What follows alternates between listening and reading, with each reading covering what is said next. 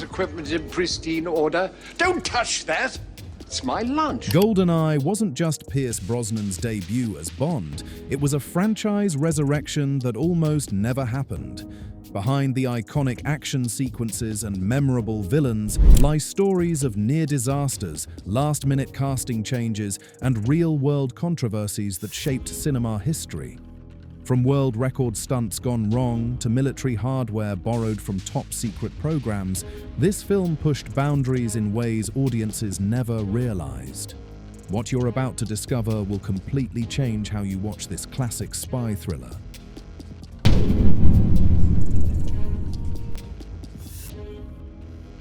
In 1986, Pierce Brosnan was perfectly positioned to become James Bond. Fresh off Remington Steele's cancellation, the Bond producers were circling, and even Roger Moore had given his blessing. The timing seemed flawless until NBC executives made a shocking decision. Just days before Brosnan could sign his 007 contract, the network reversed course and uncancelled Remington Steele, purely to capitalize on the Bond hype surrounding their star. Contractually bound, Brosnan watched helplessly as his dream role slipped away to Timothy Dalton. The irony was crushing. A television network's greed cost him the biggest role in cinema. But this setback would prove prophetic when you discover what almost happened to the director's chair.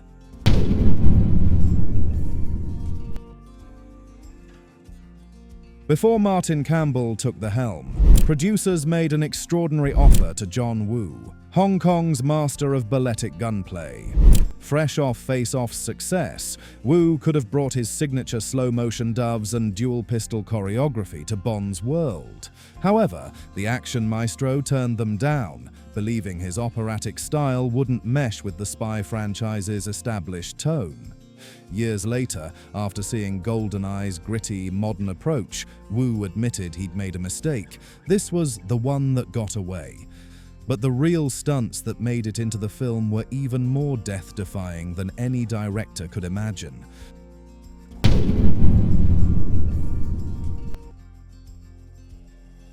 That breathtaking opening sequence, Bond's silent plunge off the Contra Dam, wasn't CGI or movie magic. British stuntman Wayne Michaels actually jumped 722 feet, setting a world record for the highest bungee stunt ever filmed. With no safety net and only one chance to get it right, the pressure was immense.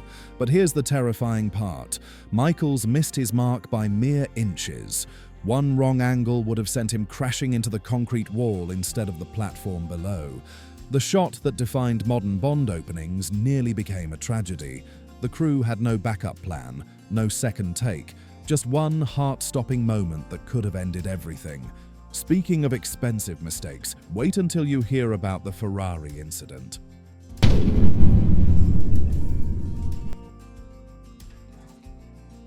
During the mountain chase scene, the production treated their red Ferrari F355 like priceless art, which it essentially was. Every turn was calculated, every movement planned to protect the $250,000 supercar. But during one hairpin curve, the driver oversteered just slightly, scraping the pristine paint and panels against the guardrail. The damage, a staggering $80,000 in repairs, gone in seconds. The most infuriating part, they already had the perfect shot in the can. The ruined take wasn't even needed for the final cut. This costly mistake was nothing compared to the massive deception the crew pulled off in the tank sequence. What they built for those scenes will blow your mind.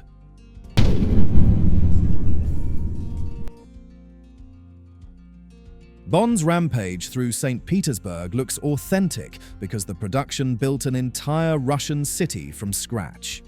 The real streets were too narrow, too historic, and too valuable to destroy. So the crew constructed a massive replica on a UK backlot, complete with buildings designed specifically to collapse on cue. Every statue, cobblestone, and storefront was crafted to be demolished by the tank's rampage. The destruction was real. Concrete crumbling, debris flying, structures genuinely collapsing around the speeding tank. This wasn't green screen trickery, it was controlled chaos on an epic scale, but the physical toll on the actors was more severe than anyone anticipated, especially for Brosnan himself.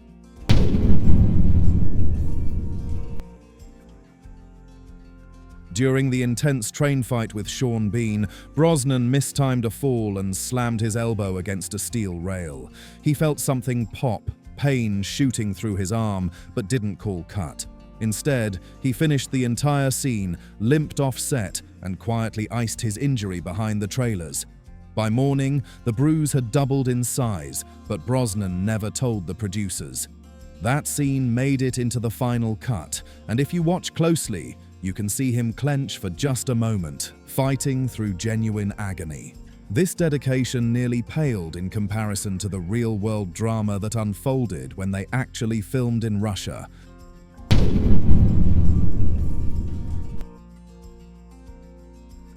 GoldenEye became the first Bond film to shoot inside Russia, but this breakthrough almost backfired spectacularly. When the crew accidentally rolled cameras near a restricted military facility in St. Petersburg, the Russian army intervened. Soldiers didn't draw weapons, but they did brandish paperwork, the kind that could shut down production permanently. For tense hours, it seemed the entire Russian shoot might collapse. Diplomatic negotiations saved the day, but for a franchise built on spy fiction, this encounter got uncomfortably real. The casting drama behind the scenes proved equally intense, especially regarding the main villain.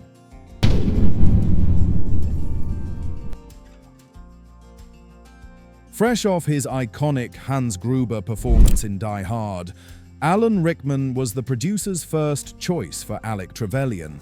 They wanted someone with gravitas who could match Bond intellectually and menacingly.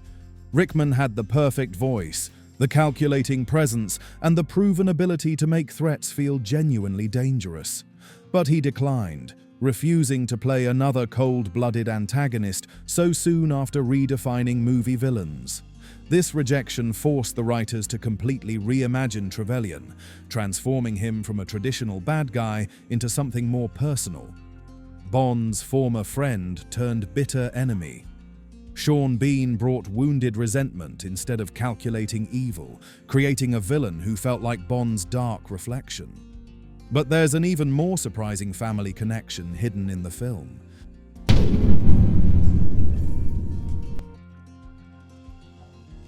There's a brief moment where Bond examines his watch, fingers moving deftly across its surface. Those aren't Pierce Brosnan's hands, they belong to his son Sean. The lighting was tricky, Brosnan was needed elsewhere, and they required someone with similar build and skin tone for the close-up. Sean stepped in for this uncredited cameo, his hands forever preserved in Bond history. Only the crew knew about this hidden family connection, making it one of cinema's most subtle Easter eggs. This personal touch was fitting for a film that almost died before it reached production, saved by circumstances that seemed impossible.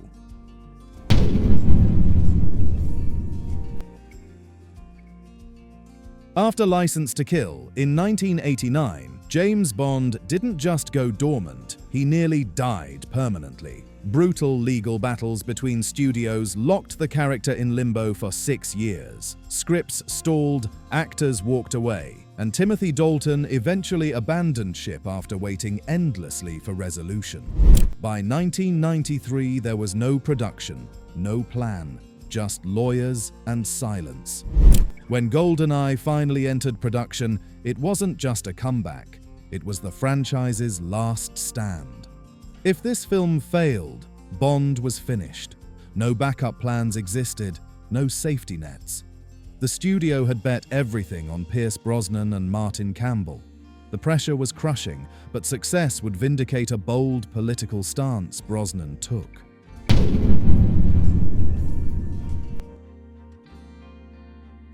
Days before GoldenEye's Paris premiere, Pierce Brosnan made a shocking decision that stunned the studio. He pulled out of the event entirely, citing France's nuclear testing in the Pacific as his reason. This wasn't a publicity stunt. Brosnan, a longtime environmental activist, refused to celebrate in a country he felt was destroying the ocean. He asked the studio to stand with him, and within days, the entire premiere was cancelled. In a franchise built on fantasy heroics, Brosnan made Bond feel real by taking an actual stand on real-world issues. This principled decision paled beside the extraordinary lengths the production went to secure authentic military hardware.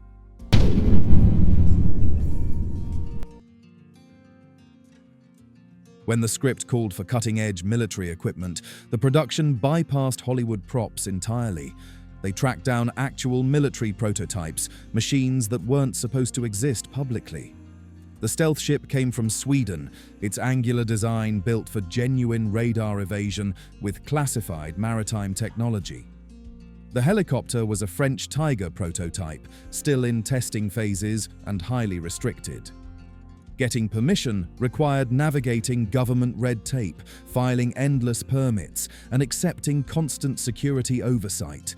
Every shot needed approval, every angle monitored. But the payoff was authentic. These weren't science fiction gadgets, but borrowed glimpses of military future.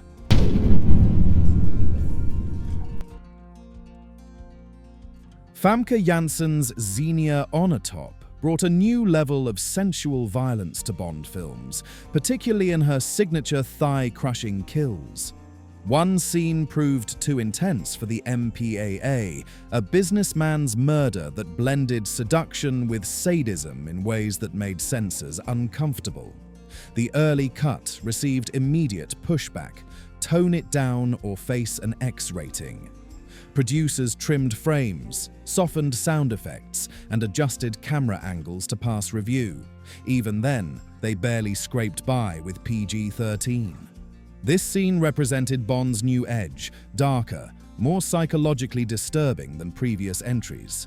But this was just one of many violent moments that caused repeated rejections.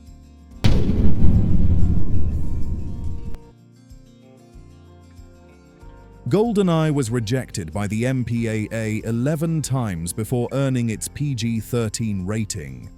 Each submission was trimmed, adjusted, and resubmitted in an exhausting cycle.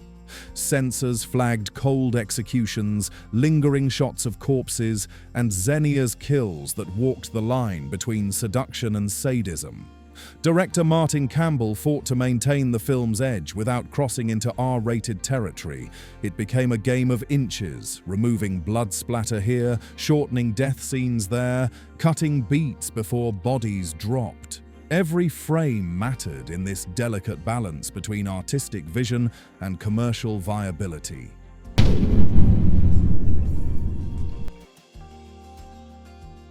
Composer Eric Serra, known for experimental electronic work, was hired to create something completely different from traditional Bond music. He abandoned brass sections and sweeping strings for minimalist metallic percussion and synthesized melodies that felt more Blade Runner than Bond. Early test audiences reacted poorly. Scenes felt cold and detached. The tank chase through St. Petersburg, a sequence demanding muscular, triumphant music, fell flat with Serra's subdued approach. The studio panicked and brought in John Altman to rescore just that one scene. His traditional orchestral approach transformed the sequence immediately, giving it the punch audiences expected. The final soundtrack became a strange hybrid that fans either loved or hated but never forgot. The theme song creation involved an equally unusual approach.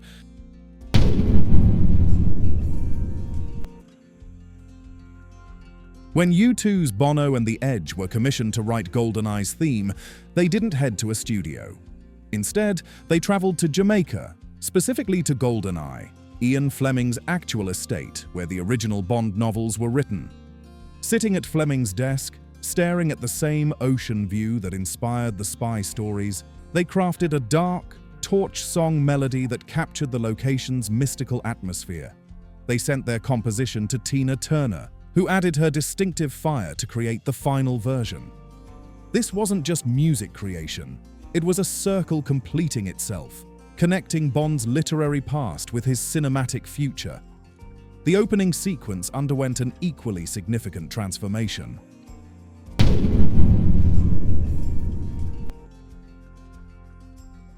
For decades, Bond's iconic gun barrel opening was filmed practically with real cameras peering down actual gun barrels. Every actor had performed this ritual differently, but always physically. GoldenEye broke tradition by creating the entire sequence digitally using early CGI technology. This wasn't just stylistic choice, it was symbolic. After 6 years away, Bond was returning to a post-Cold War world that demanded modern approaches. The digital barrel represented the franchise stepping into the computer age before Brosnan even fired his first shot. Some fans noticed something felt different, sleeker, colder, more technological. It was a visual declaration that Bond had evolved beyond his analog past. The film's title itself carried deeper historical significance than most realized.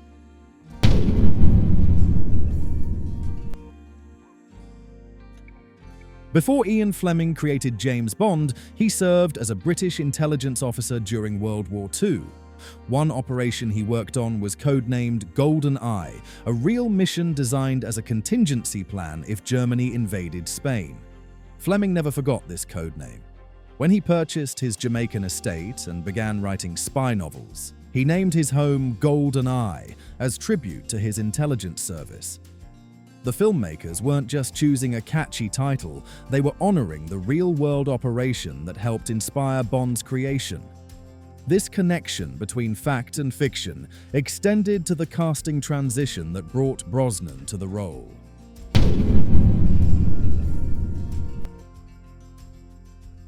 Timothy Dalton was still contracted as Bond when GoldenEye's script was being developed for his third film. However, years of legal delays had exhausted his patience and enthusiasm for the role. Rather than making headlines with dramatic exit statements, Dalton simply walked away quietly, recognizing that both he and the franchise needed fresh energy. His departure wasn't bitter, it was practical. The lengthy hiatus had changed cinema, changed audiences, and perhaps changed Dalton himself. This graceful exit provided Pierce Brosnan with a clean slate rather than the burden of replacing a beloved actor. The transition proved prophetic when the film shattered expectations upon release.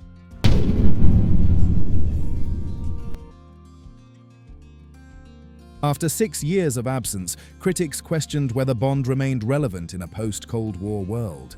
The franchise felt dated, the character potentially obsolete. When GoldenEye exploded into theaters, it silenced every doubter. The film earned over $350 million worldwide, outperforming nearly every Bond film since Moonraker and proving the character's enduring appeal. It wasn't just financial success, it was cultural renaissance. Critics praised its modern approach, audiences embraced Brosnan's portrayal, and suddenly Bond felt vital again. The film didn't just restart a franchise, it redefined what Bond could be in the 1990s and beyond, setting the stage for decades of continued success. GoldenEye arrived when Bond's future hung in the balance, transforming near disasters into cinematic gold. From Brosnan's decade-long wait to world record stunts, from military standoffs to rating battles, every challenge became part of the legend.